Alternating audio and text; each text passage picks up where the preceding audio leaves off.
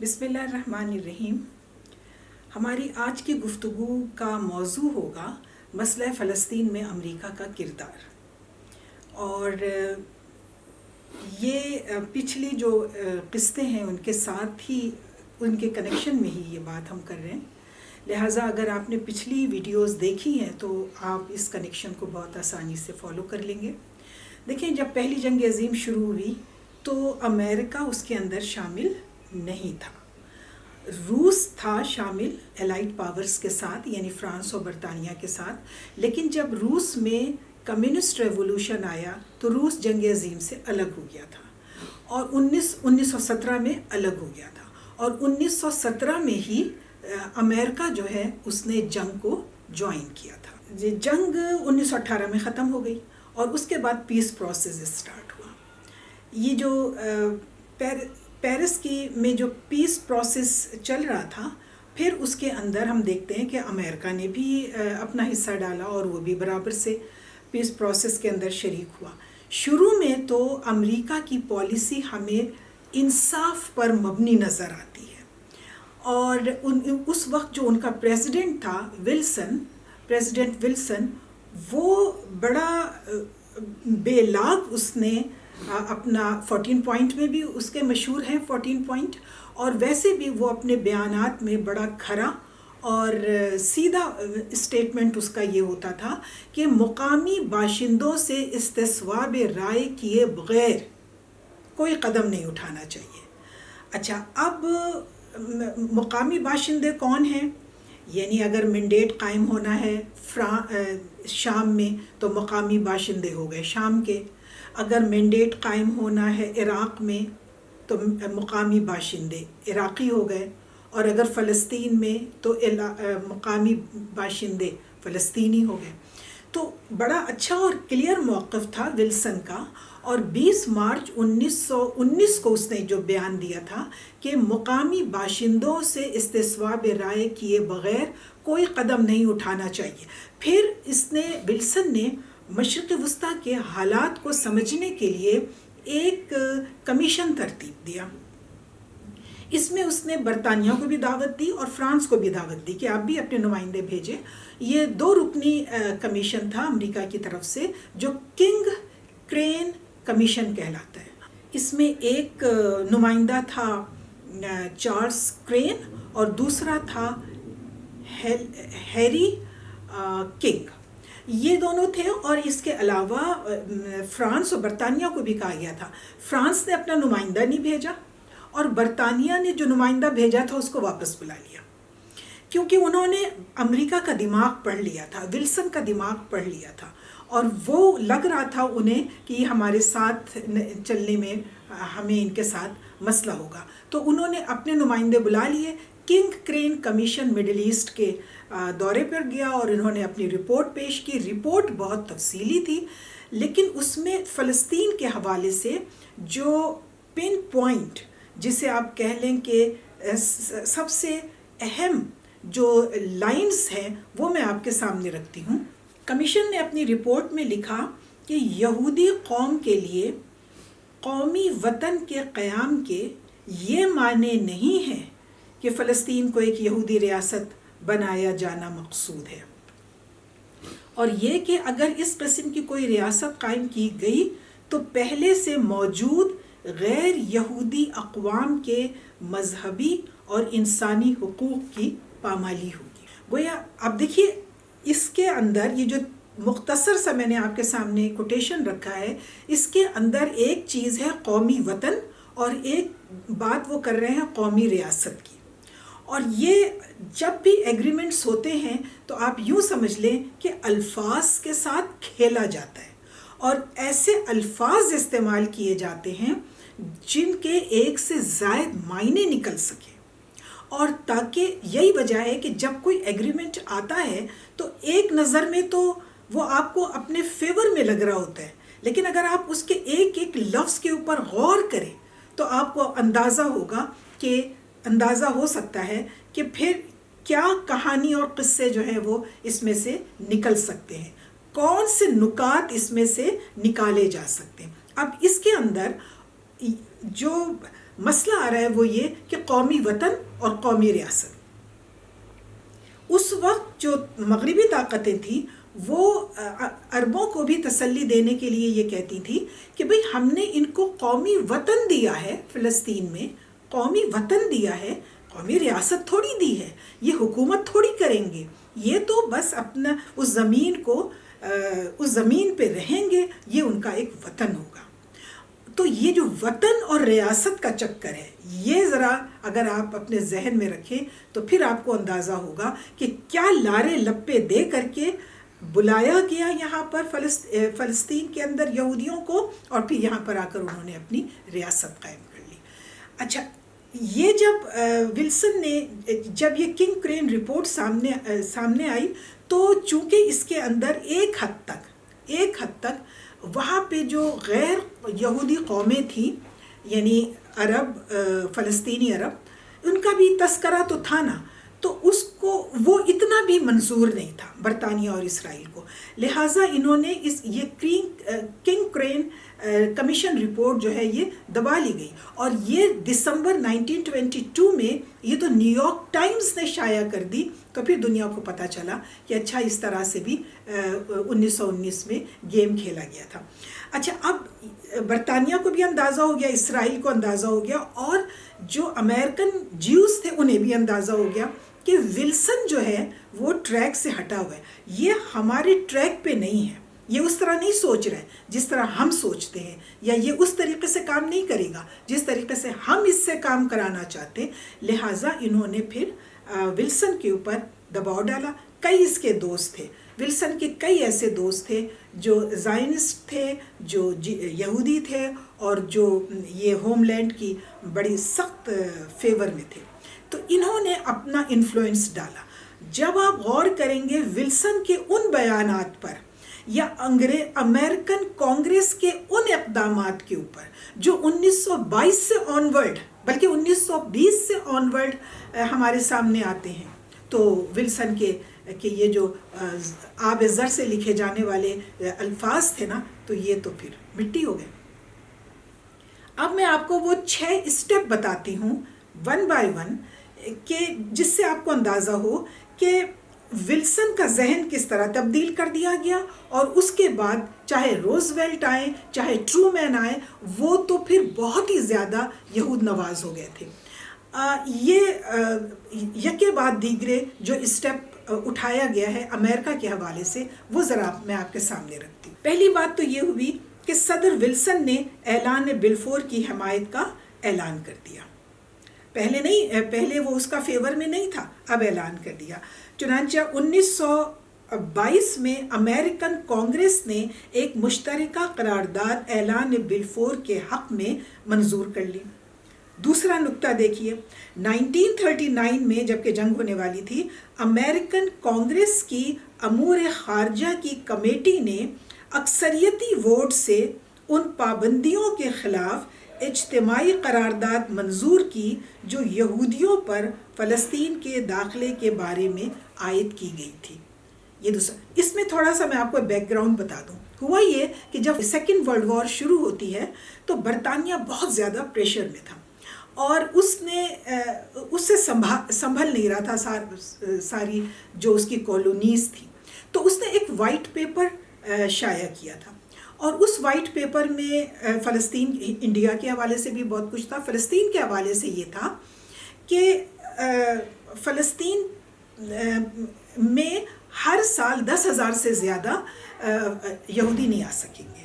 یہ اس white paper کے اندر ایک پوائنٹ تھا. تو اس کو جیوز کے کہنے پر امریکن کانگریس نے اٹھایا اور یہ کہا کہ اس میں ان کی کوئی پابندی نہیں لگائی جا سکتی، کہ یعنی 10,000 آئیں گے یا 11,000 آئیں گے، کوئی پابندی نہیں لگائی جا سکتی. پھر تھرڈ اسٹیپ دیکھیے، یعنی یہ تو امریکن کانگریس نے منظور کیا تھا. اب یہ دیکھیں کہ امریکن سینیٹ کیا کہہ رہی ہے. امریکی سینیٹ کے 28 اراکین نے مطالبہ کیا کہ یہود کے فلسطین جانے پر کوئی پابندی نہیں لگانی جانی چاہیے. ان سینیٹروں نے فلسطین میں یہودی مفادات کے دفاع کو امریکہ کی ایک اخلاقی ذمہ داری قرار دیا، اور برطانوی وائٹ پیپر کی مخالفت کی جس میں یہود کے داخلے پر کچھ قیود عائد کی گئی تھیں۔ پھر نمبر 4 بھی دیکھ لیجئے، 1943 سے 1945 امریکی کانگریس نے متعدد مرتبہ یہودیوں کی حمایت میں باضابطہ قراردادیں منظور کیں، لاتعداد اعلانات شائع کیے جس میں مطالبہ کیا گیا کہ یہود کے فلسطین میں داخلے پر مطلق کسی قسم کی کوئی پابندی عائد نہیں کی جائے گی، تاکہ دنیا بھر سے جب اور جتنی تعداد میں یہود فلسطین جا کر آباد ہونا چاہیں جا سکتے ہیں۔ پھر 5واں نقطہ دیکھیے، امریکن پریزیڈنٹ روز ویلٹ جو تھا اس نے 1944 میں اپنی انتخابی مہم کے دوران متعدد مرتبہ یہودیوں سے وعدے کیے کہ فلسطین میں ایک یہودی دولت مشترکہ یعنی Jewish common wealth in Palestine کے قیام کا یقین دلایا گیا۔ پھر ایک چیز اور دیکھ لیجئے کہ فلسطین کے معاملے میں امریکہ کی طرف سے عملاً ناانصافی کا جارحانہ مظاہرہ 31 اگست 1945 کو ہوا، جب امریکی صدر ٹرومین نے وزیر اعظم ایٹلی پر زور ڈالا کہ فلسطین میں آباد ہونے کے لیے 1,00,000 اجازت نامے پیش کر دیے جائیں۔ یہ وہ اسٹیپ بائی اسٹیپ امریکہ کے اقدامات تھے جو میں نے آپ کے سامنے رکھے، جو بالکل مختلف ہیں 1919 میں امریکی پریزیڈنٹ ولسن کے بیان سے بالکل مختلف ہے۔ ولسن کے بعد روزویلٹ آتے، روزویلٹ کے بعد ٹرومین آتے ہیں، اور یہ ان سے زیادہ یہودیوں کے حق میں بلند و بالا بولتے ہیں۔ اور یہ جو قراردادیں پاس ہوئیں اور یہ جو سارا کچھ ہوا ہے، یہ مزے کی بات یہ ہے کہ اس پر محکمہ دفاع جو ہے امریکہ کا، اور محکمہ خارجہ بھی کبھی کبھی، اور محکمہ دفاع نے تو خاص طور سے بہت زیادہ تشویش کا اظہار کیا کہ اس طرح کی انکلائنیشن، امریکہ کی انکلائنیشن بہت زیادہ مشکلات میں امریکہ کو ڈال سکتی ہے۔ امریکی صدر ٹرومین جو تھا یہ بہت ہی سخت یہودی نواز تھا، اور اس نے اگست 1945 میں اپنے وزیر اعظم ایٹلی کو یہ کہا تھا کہ 1,00,000 اجازت نامے یہودیوں کو ایشو کیے جائیں۔ اچھا، اس بات پر برطانیہ نہیں مانا۔ فلسطین پر برطانیہ کی مینڈیٹری حکومت چل رہی تھی، اور برطانیہ یہ چاہتا تھا کہ تھوڑا سا ریسٹرکشن لگائی جائے، بس یہ کافی ہے کہ سال میں 10,000 یہودی یہاں آ جائیں۔ ٹرومین نے کہا کہ 1,00,000 اجازت نامے یہودیوں کو ایشو کیے جائیں۔ یہ خط ویسے تو سیکرٹ تھا لیکن برطانیہ کے علم میں تھا، لہٰذا برطانیہ نے پھر سمجھا کہ یہ معاملہ تو بہت آگے بڑھ گیا ہے، لہٰذا وہ اس معاملے کو اقوام متحدہ میں لے گیا۔ 28 اپریل 1947 کو اقوام متحدہ کی جنرل اسمبلی کا خصوصی اجلاس بلایا گیا جو 7 مہینے تک چلتا رہا، 7 مہینے تک چلتا رہا، اور اس کا اختتام اس طرح سے ہوا کہ یہ قرارداد پاس کر دی اقوام متحدہ نے کہ اس جو فلسطین ہے اس کو 2 ریاستوں میں تقسیم کر دیا جائے گا، ایک اسرائیلی ریاست اور دوسری فلسطینی ریاست۔ یاد رکھیے یہ بات کہاں سے شروع ہوئی تھی؟ یہودیوں کے قومی وطن سے، ریاست سے نہیں شروع ہوئی تھی، اور ہر دفعہ یہی تسلی دیتے تھے کہ یہ تو قومی وطن قائم ہو رہا ہے، ریاست تھوڑی قائم ہو رہی ہے۔ اب اقوام متحدہ کے پلیٹ فارم سے یہ کہہ دیا گیا کہ جناب یہ 2 ریاست میں، یہاں پہ 2 ریاستیں ہوں گی، اور ایک اسرائیل ہوگی اور ایک فلسطینی ریاست ہوگی، اور یہ یو این او کا وہ شرمناک فیصلہ تھا جس پہ خود اس کے اوپر سوالات اٹھے۔ دیکھیے سب سے بنیادی سوال یہ پیدا ہوتا ہے، آج بھی یہ سوال ہے، آج بھی کوئی اقوام متحدہ سے یہ سوال پوچھے تو ان کے پاس اس کا جواب نہیں ہے۔ کیا اقوام متحدہ کے اختیار میں ہے کہ وہ کسی ملک کو اس کی قوم کی مرضی کے برخلاف تقسیم کر سکتی ہے؟ اب آپ یہ دیکھیں کہ تقسیم کیسی ہوئی۔ جس وقت یہ سارا کچھ ہو رہا تھا اس وقت فلسطین کی 6% زمین 6% زمین یہودیوں کے پاس تھی، باقی 94% لینڈ آف پیلسٹائن فلسطینی عربوں کے پاس تھا۔ اچھا، اب آپ دیکھیے جو بہت تیزی کے ساتھ یہاں پر یہودی لائے گئے تھے، اس کی وجہ سے یہاں پر یہودیوں کی تعداد بہت زیادہ ہو گئی تھی۔ اب وہ 33% ہو گئے تھے۔ شروع میں 1920 میں یہ 11% تھے، اور برٹش مینڈیٹری پیریڈ کے دوران اتنی تیزی کے ساتھ یہاں پر داخلہ ہوا کہ اب یہ یہاں پر 33% ہو گئے تھے۔ اب یہ 33% یہودیوں کو فلسطین کی 55% زمین دے دی گئی۔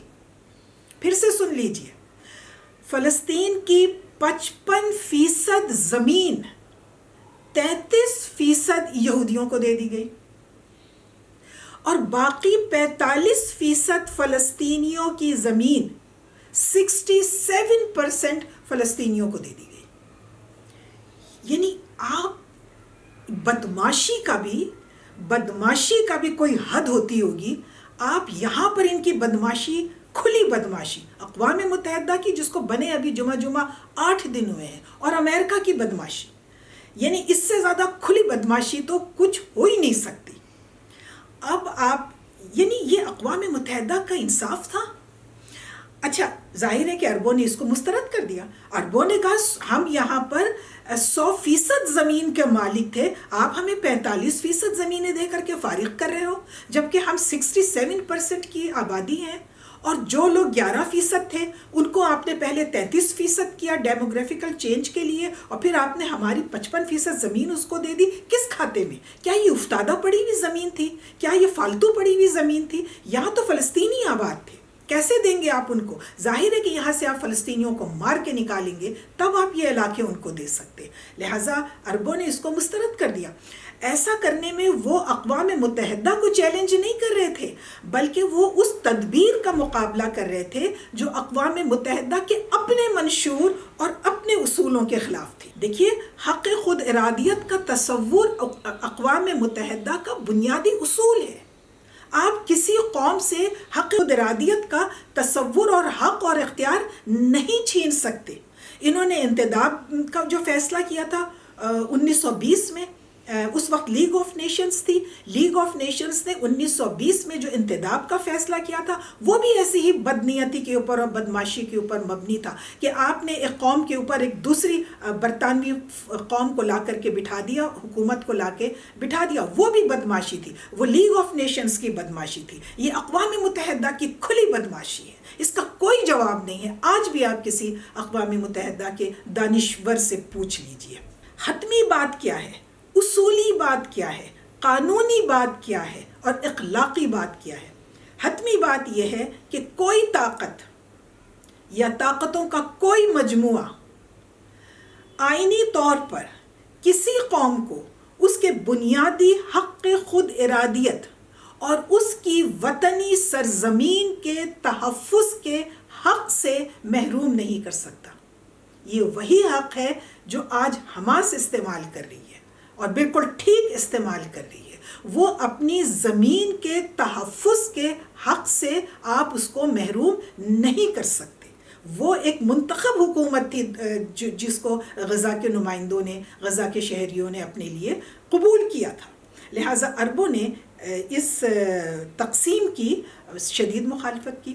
اچھا، عربوں نے ہی نہیں کی، خود امریکہ کے بعض اخبارات اور بعض دانشوروں نے اور مغربی ملکوں کے بعض اخبارات نے بڑی شدید تنقید کی، اور اس شدید تنقید کی وجہ سے انہوں نے کہا لو جی ایک بیٹھک اور لگاتے ہیں، کچھ اور سوچتے ہیں۔ تو اقوام متحدہ کی پھر سے اجلاس جو ہے وہ شروع ہو گیا، اور کہ اب دیکھیں ہم مطلب اس مسئلے سے اب کس طرح سے نکلا جائے، اتنی تو تنقید ہو رہی ہے ہمارے اوپر۔ اچھا، اب یہ ہوا کہ جب دوبارہ سے انہوں نے اجلاس بلایا تو اب صہیونی بدک گئے کہ اب جو دوبارہ اجلاس آیا ہے تنقید کے بعد تو یہ کچھ اور کریں گے، اور اس طرح سے تو ہمارا جو سارا کھیل ہے وہ بگڑ جائے گا۔ لہٰذا جو یہودی تھے فلسطین کے، صہیونی جو تھے، انہوں نے جو انتدابی حکومت تھی برطانیہ کی، اس پر غصہ اپنا نکالنا شروع کر دیا، اور ان کے جو انفراسٹرکچر تھے، ان کے جو ادارے تھے، ان کی جو فوج تھی، ایون ان کے اوپر بھی حملے شروع کر دیے۔ برطانیہ نے بھی سوچا ہوگا کہ جن کو ہم نے 20 برس پالا، وہ اب اس طریقے سے ہمارے اوپر.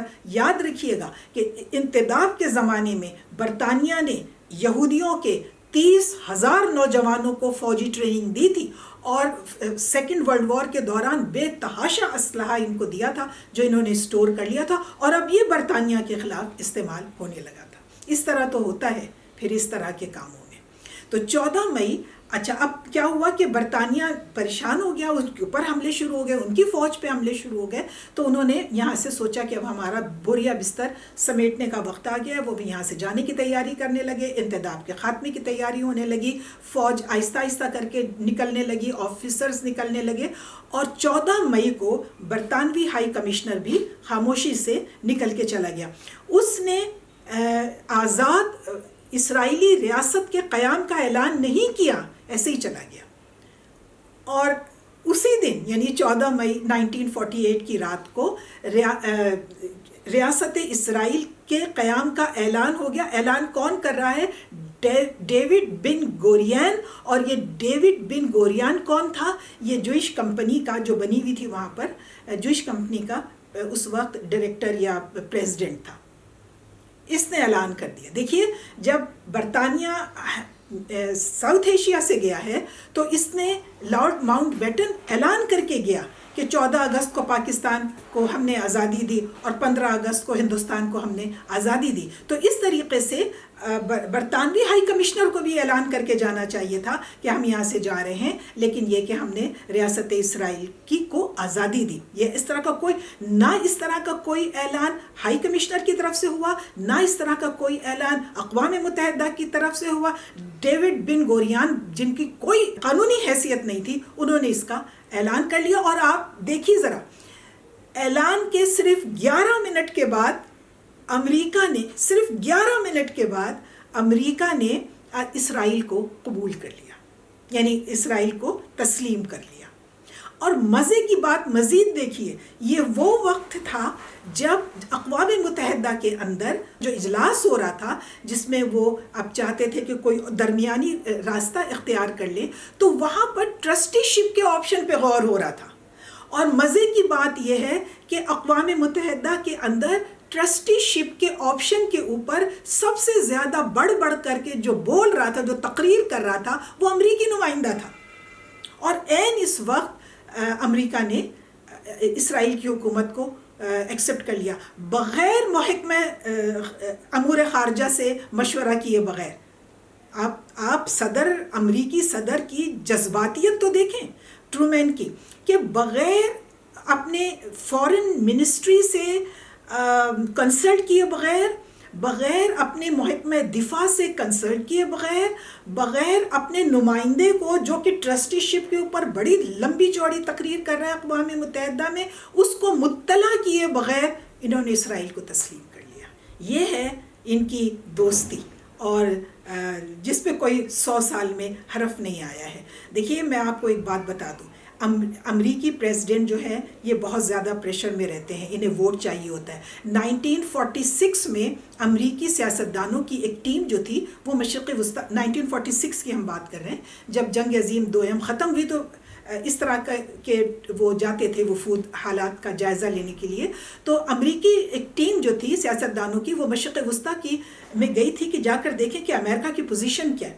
آ کر کے انہوں نے اپنے پریزیڈنٹ سے یہ کہا کہ ہماری پوزیشن یعنی امریکہ کی پوزیشن مشرق وسطی میں خراب ہو رہی ہے. تو ٹرومین نے کہا کہ اس پر مجھے افسوس ہے, لیکن میں ان لاکھوں افراد کے سامنے جواب دہ ہوں جو صہیونیت کی فتح کے لیے بے قرار ہیں. ظاہر ہے لاکھوں عرب بہرحال میری ووٹر لسٹ میں نہیں ہے. دیکھ لیجئے, یہ ہے سارا مائنڈ سیٹ, پورا مائنڈ سیٹ آپ کو ان 2-3 جملوں میں, ٹرومین کے ان 3 جملوں میں آپ کو پورا مائنڈ سیٹ ان کا نظر آ سکتا ہے. اگر ہم دیکھیں 1922 میں ہم دیکھتے ہیں کہ امریکہ کی پالیسی چینج ہوتی ہے, یہ پرو زائنسٹ ہو گئے. 1922 سے لے کر یہ 2023 ہے, 100 سال ہو گئے. ان 100 سالوں میں اسرائیل کا سب سے زیادہ ٹیسٹڈ حلیف جو ہے, دوست جو ہے, وہ امریکہ میں جو یہودی لابی ہے یہ سب سے زیادہ مضبوط لابی مانی جاتی ہے. امریکن کانگریس کے 200 250 بلکہ 300 ممبران جو ہیں وہ ہر وقت اس لابی کے جیب میں رہتے ہیں. وہ جب چاہیں ان اراکین کے اوپر زور ڈال کر کے جو قرارداد چاہیں منظور کروا لیں، جو قرارداد چاہیں مسترد کروا دیں. اس طرح سے اگر آپ دیکھیں تو امریکی حکومت گویا اس جیو لابی کے گویا یرغمال ہے. امریکی صدارتی انتخابات پر یہ لابی براہ راست اثر انداز ہوتی ہے. وہ صدارتی امیدوار چاہے ریپبلکن کا ہو چاہے ڈیموکریٹس کا ہو، انہیں ہر حال میں یہودیوں کو خوش کرنے کی ضرورت ہوتی ہے ان کے ووٹ کے لیے. یہ براہ راست ان کے ووٹ کے اوپر اثر انداز ہوتے ہیں. جس زمانے میں امریکہ کے اندر انتخابات چل رہے ہوں، آپ ان کے صدارتی امیدواروں کے بیانات دیکھیں. یہ الیکشنز میں اپنے منشور دیتے ہیں کہ اگر ہم الیکٹ ہو گئے تو ہم یہ کریں گے اور اس ایشو کو ایڈریس کریں گے. دوسری پارٹی کہتی ہے کہ ہم اس ایشو کو ایڈریس کریں گے اور اس ایشو کو ایڈریس کریں گے. وہ اس معاملے میں، ایشوز کے معاملے میں مختلف الخیال ہو سکتے ہیں، لیکن جہاں وہ متحد الخیال ہیں وہ ایشو ہے اسرائیل کا. وہ ہمیشہ اپنے منشور کے اندر یہ کہتے ہیں کہ ہم ہمیشہ اسرائیل کے مفادات کا تحفظ کریں گے.